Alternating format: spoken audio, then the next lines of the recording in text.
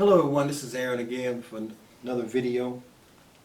Today I wanted to talk about some comments that I've gotten on my channel asking me some certain things. Of course I've responded to those, but I've been asked enough about them that I thought I'd put together a quick video talking about some of these concerns, some of these issues, so many things. And the first thing that let me say the things I'm going to go through, okay?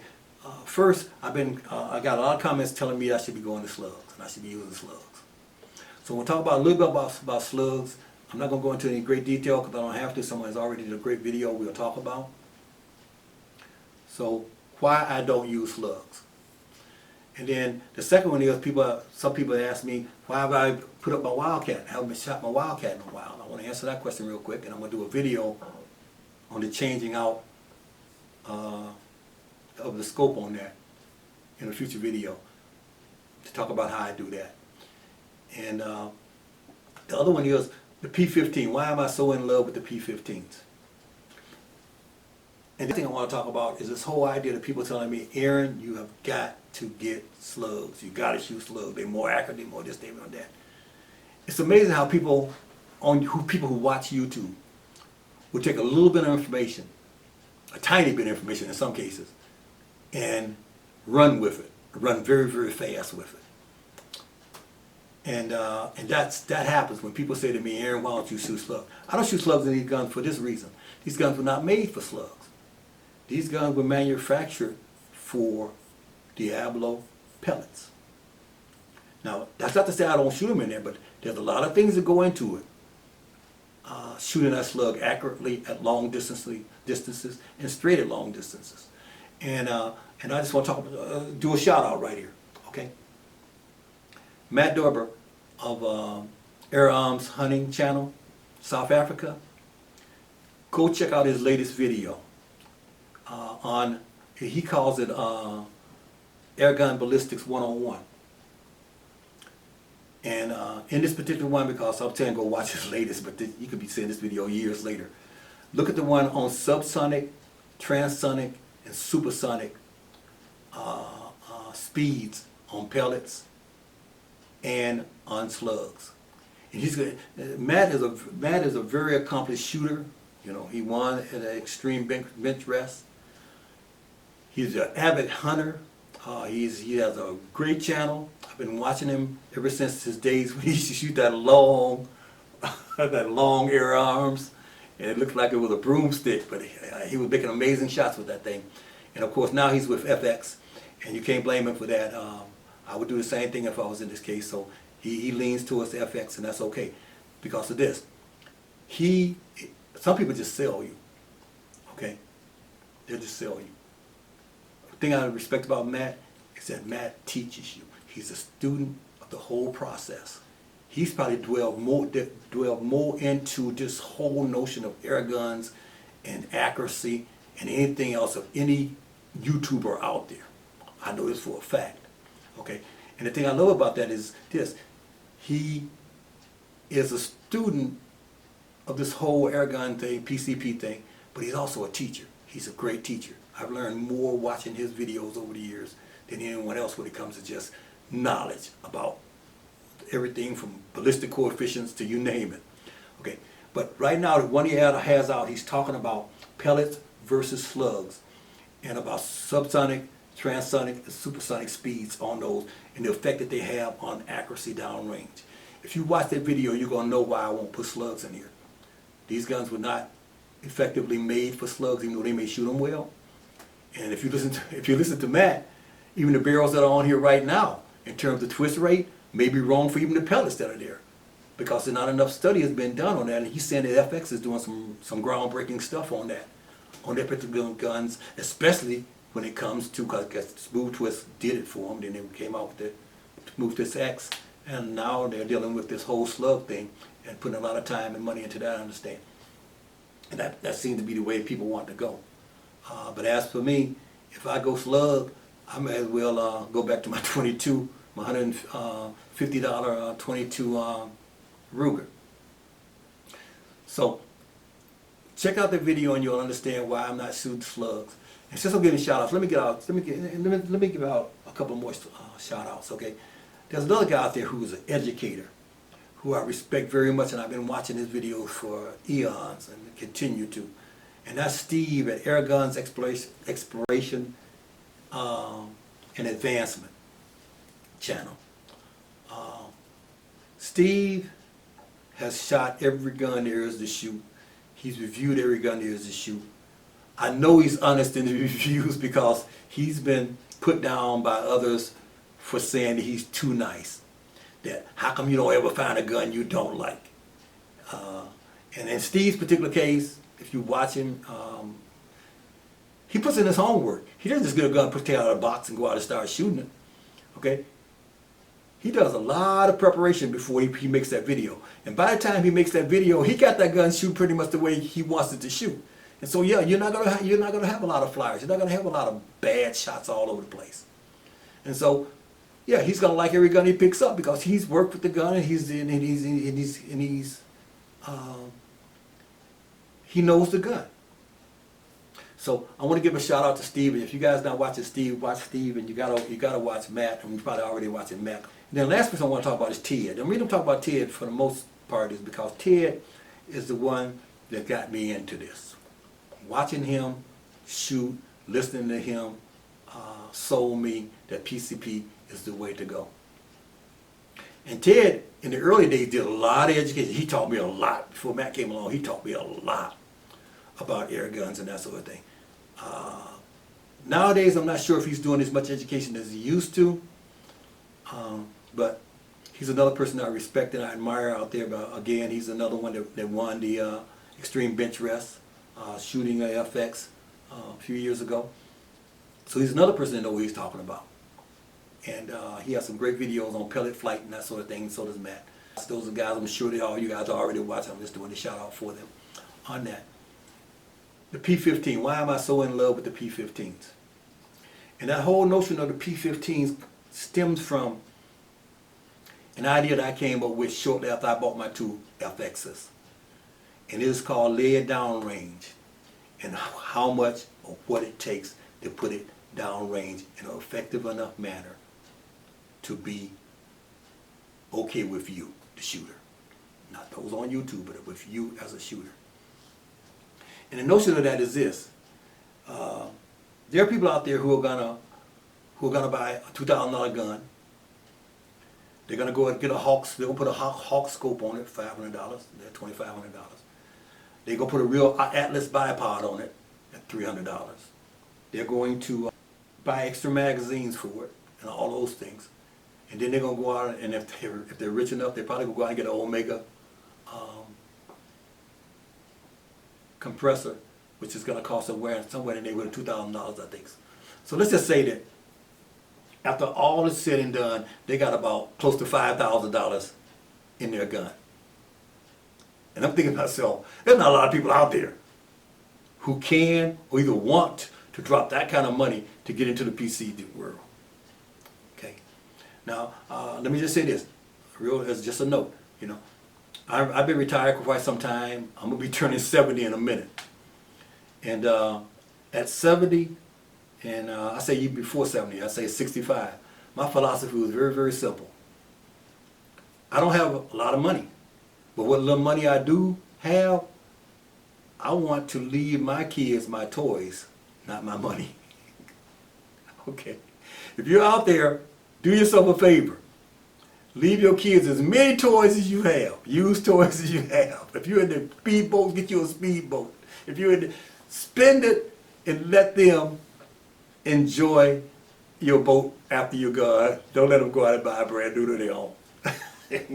No, I'm just kidding. I'm just kidding there. But I am telling the truth about one thing. That is, I'd rather leave them my toys than my money. So because of that, I decided that, hey, when I get some money in and there's nothing else to buy and nothing else to pay, I'm going to buy another pellet gun. But I can't go out and buy 5 or 6 FXs. Oh my God, how much would this be? That would be, I got 6 guns, 2 times 6 is 12. That'd be $12,000. Think about it. And I don't even count the compressor and the scopes and all that stuff yet. So the whole notion of laid down range brought me to the point of this. I bet there are people out there who are like me, getting ready to get into it, but maybe not retired like me and had a little money that could buy an FX, Impact, and Wildcat. And yet they want to shoot. Are there guns out there that are effective enough to get the job done for those people at a cost that will allow them to enter into the sport? And if so, maybe I need to dedicate myself to trying to identify, review, and recommend those particular guns for those particular people. Now I have my naysayers out there who say, Aaron, you're making people buy cheap guns. Well, I'll just say this for expensive guns. I only have two. Both of them have been to FX USA. And so basically, if you're talking about it, let's talk about this. Everything that's out there, this function is going to break. From the highest end gun to the lowest end gun. You're going to have some problem with them over time. Especially when you put as much pellet to it as I put through. I shoot every day. You're gonna have that. So let's talk about accuracy. And let's talk about cost. And that's the whole theory of laid down range. So let's talk a little bit about laid down range. Laid down range concept is this. First of all, you ask yourself, what is the target? What's the principal reason I'm buying this gun? Then you say, okay, where am I going to be shooting this gun? Not so much where, but how far am I going to be shooting this gun? I'm going to be shooting this gun in my backyard 99% of the time, and I can put something out to 30 yards in my backyard, 25 yards or whatever, if you want to farm 100 yards or whatever. Okay, so I can shoot this gun to that distance. Wow, okay. Then you got to say, okay, what does it take to reach that target that I want to reach? And now we're talking about guns and pellets, and we're talking about velocities, and we're talking about a number of things. And then we want to talk about the shooting environment. The shooting environment is very, very important. And let me just say this as an onset for that. I started hunting squirrel when I was about 16 years old, 15 or 16 years old. Worked and saved up, got my first gun. It was a Marlin from Kmart. Had a little, probably 15 millimeter scope on it, crosshairs. But I got really good with that little Marlin. I could really take things out with that thing. And later on, I went from that to a Weaver scope and got a little bit better with it. But what happened over time was this: I had all these permissions I could go. I could go to these permissions, and I could hunt. All of a sudden, I go back, and one of my farmers says, "Aaron, I'm sorry, you can't hunt here anymore." And one after another, they started to discontinue hunting on their property. One for liability, because when you hunt on somebody's property, you are their liability to them. Not only to yourself, but to them. If you were to hit a neighbor, they gave you permission, the lawyer's coming after everybody. So I understood that. But then I thought, oh my God, I can't hunt anymore. It was right about that time I turned on the TV set and I found out about the air guns. And the first week of air gun watching, it was all Great Britain. They were all over there shooting day states and air arms and all those types of guns. I'm like, wow. And I remember seeing the first price of one. I was like, God, that ain't gonna happen. I think it was $1,500. That ain't gonna happen. So I keep watching. I ran into Ted, holdover. And Ted is shooting, of course, the gun that he made famous here in the States, probably around the world, which was the airgun Matador. And I called the gun that started it all because that's what started me loving, as you can see, nothing but the bullpups. So anyway, so I decided, okay, this thing is quiet, it doesn't shoot very far, the safety range on it is good, I need to buy one. What's the best caliber? And I thought, okay, 25 caliber is too much. 177 is not enough. I've been shooting those all my life. So my first purchase there with my FXs was, of course, my good old Wildcat, which I still love. Still my favorite gun overall. Just love the way that thing feels, love everything about it. And so now I went to the farmers, each one of the farmers in turn, and I pulled this gun out and I told them, I said, I got an air gun now. It makes no noise.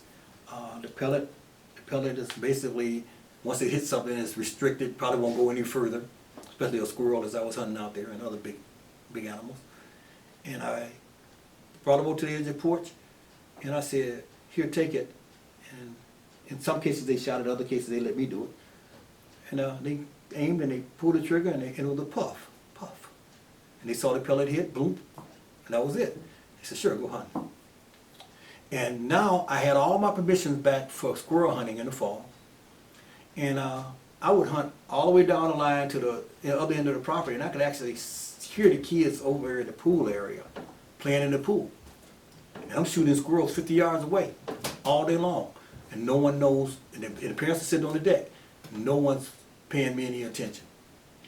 It allowed me to go back out into the woods and hunt again. And so now I could actually bring the gun home, take it on the deck, put some targets out there, and the best target in the world is just get a box, stuff it with clothing, put some duct tape around it, put a target on it, and set it out there at your ranges. Two things. One, that pellet's not going anywhere once it enters the old clothes. And two, it's just going to make a thump. No loud noises to alert the neighbors. So the gun is quiet, make sure that's quiet too. So now all of a sudden, every day I get up, I can walk out on the deck, and which I do. In the wintertime, I got a slit in my window so I can shoot out the window. I shoot every day. And I know you guys are saying, go ahead and laugh, because you see my video. I miss a lot. But let me just say this in my defense. I'm shooting in wind with a 177. Say no more. So I get the chance to shoot in my backyard all the time. If you have a pellet gun, and you got to hop in your car and drive into the woods or drive to the range to shoot it, because you can't shoot in your backyard because one, it might be too noisy, or two, you shoot a 30 caliber pellet that's going to be hard to stop and make a hell of a noise when it hits, and it's not as backyard friendly, then to me you may as well go ahead and stay with a 22 gun. And if you live in a state where shrouds are legal, they're not illegal here in Michigan, then I would just get me a Ruger 22, 1022, put a shroud on it, and go merrily into the woods for $150 instead of $2,000. But I digress. Okay, so the nice thing about this is that you can actually take these guns into your backyard and you can shoot them. So now we dealt with, in my opinion, the idea behind lay it down range. Now let's deal with the reality of it. The reality of it says this, to me. Everybody got to make up their own mind about it. If I find that when I'm shooting, now there's a new situation I'll talk about in a minute. This summer I'm going to be shooting pigeons off of silos at 80 yards, which changes the scenario. But for right now, based on last year's scenario, 2019, I'm shooting 177, and the average shot is probably 30 yards. I'm shooting between 25 and 35, 40 yards every now and then. And sometimes just to play around, I'll shoot 50 or 60. And every now and then I'll make that shot and amaze me. Okay, but this is my gun of choice for going on the farms and shooting. Okay. Now I've also, if you watch my videos, I've also put the right now it has the 25 on it. The Impact has the 25 caliber on it. I'll have the 177 on it. I'll take them out in turn. But over time, in terms of carrying it, in terms of all of that, this gun just went up because it's just so much easier to carry. That gun is more accurate. But the thing is this. If I'm shooting at birds, and if I can hold the gun stable, it's going to hit that bird every time, not counting wind, every time I pull the trigger, if I hold the gun right. And both these guns can do it. And this gun costs $2,000. And this gun here costs $459 plus shipping. Why would I want this gun? When laid down range and the price it takes to put it down there would dictate that this is a gun. Now, let's jump out to 100 yards. Okay. So baby fails. It's 177. Even when that thing at 177 with any wind at all is not accurate. Okay. But now here's the upside that I would say for this gun. And just lay down range again, especially for those who have the money. You can buy extra barrels for this. So this gun here can in fact be 4 guns in one. And I hear they finna come out with an even higher caliber. Okay? You can get a 30, you can get a 25, you can get a 22, and you get a 177 barrel. And this gun has all those. And with the adjustability on the, on the power wheel, you can now adjust that power wheel to the caliber that you're shooting and get that thing to shoot at the subsonic speed that you want to shoot at. So that's the good thing about this gun, is that you could pay $2,000 for it and maybe put another, I don't know how much the barrels and sleeves and all that are, but you add up 4 of those, 3 more of those after that. But then you got to buy the magazines. The magazines are not cheap, especially if you get the ones, the large capacity magazine. And figure it out. But for me, it costs $1,500 to do 3, 25, 22, 177, $1,500. And this 22 here is great at 100 yards. Now I'll be showing that. I think it's great at 100 yards. Is it going to shoot the same groups as this at 100 yards? I don't think so. You know, I would hope that this gun here, with the smooth twist barrel and all the technology that's in it, is going to outperform this. But let's just say, again, this costs $2,000 and this costs $450. And this one shoots 2-inch groups at 100 yards, or 2.5 groups at 100 yards. And this one shoots 1.5 group at 100 yards. Are you going to pay $1,500 for an inch? I'm not, in terms of that. But there's also the bragging factor. The bragging factor is I got an impact. And now I'm going to tell you, that carries a lot of credence. Everybody say, oh, that's the impact, that's the impact. So if you want, if you want to stick out your chest, walk around with your chest stuck out, factor, then that's the gun for you. So basically, that's all I wanted to talk about today. I wanted to talk about these particular guns. And now, let's talk about a Wildcat and why my Wildcat has not been out lately. I've had some issues with the Wildcat in terms of some things in it not functioning well, not shooting at the right speed, and I've been dealing with these for a while. I've set this thing into FX.